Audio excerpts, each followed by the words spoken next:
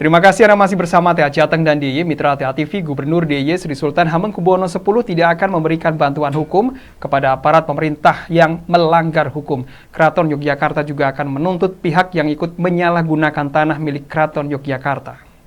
Pasca ditetapkannya Kepala Dinas Pertanahan dan Tata Ruang DIY, Krido Suprayetno sebagai tersangka kasus mafia tanah kas desa, Gubernur DIY Sri Sultan Hamengkubuwono X siap bersikap tegas. Sri Sultan menyatakan tidak akan memberikan bantuan hukum atau pendampingan bagi siapa saja, termasuk aparat pemerintah di bawahnya yang diketahui menyalahgunakan jabatan dan wewenang.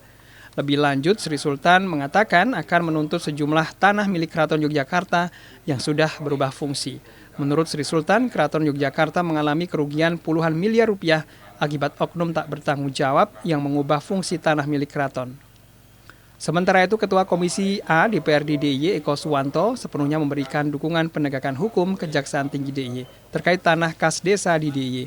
Eko meminta pemerintah DIY segera membentuk gugus tugas yang terdiri dari pemerintah provinsi hingga tingkat Kapanewon dan Kalurahan untuk merumuskan prosedur sederhana perizinan serta ketentuan memanfaatkan tanah kas desa yang lebih rinci dan detail.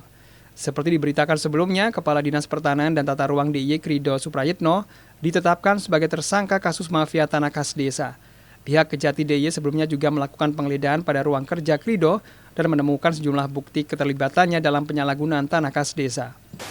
Saya proporsional aja, nggak akan membantu apapun. Tanahnya akan hilang, kan gitu. Ya kalau pemerintah daerah sedikit, hanya ngolek dari kemungkinan retribusi. Makanya nanti kalau sudah ada kepastian yang jelas baru keraton akan menuntut haknya atas hilangnya tanah, kan gitu. Ya kita bahas lebih dalam lagi. Saya kira itu teman-teman jadi inti dan tentu saja Komisi A prihatin dengan terjadinya penyalahgunaan tanah kas desa ini. Adam Jogja, TA TV.